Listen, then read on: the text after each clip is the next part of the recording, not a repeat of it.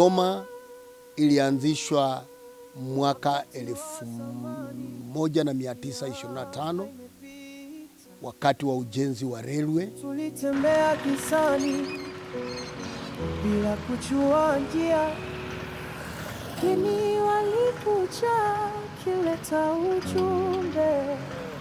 Na mambo ambayo iliyotendeka katikati yetu ni Kalemaza Bungoma. Tumejaribu kuinua biashara yetu, kuinua elimu yetu, kuinua siasa zetu, kuinua mitia, kuinua watoto wetu wanaofanya michezo. Zapata Mbukusu in a very good position, but ukiangalia wale ambao amewasaidia ni very few.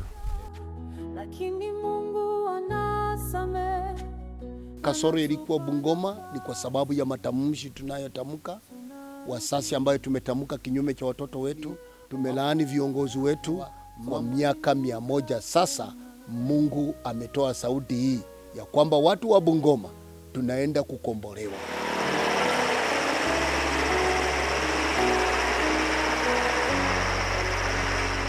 Watu wa Bungoma tukuje pamoja na tuombe pamoja na tulie pamoja, alafu Mungu ataajilia Bungoma. Mwaka huu ndio mwaka mpya wa Bungoma, sio Bungoma iliyokuwepo miaka 100. Tutakaribisha mwaka wa kwanza sasa baada ya miaka 100. Teza njia na kizazi kilibeba uzito huu kimya kimya.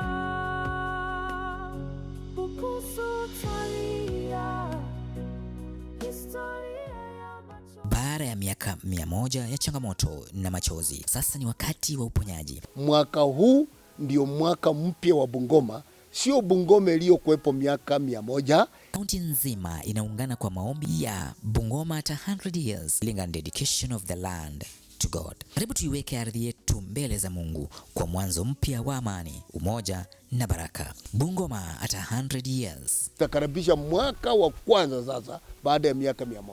From tears to testimony. Makosa ya jana si mwisho wetu, tunatembea kwa nuru, hatupotei tena.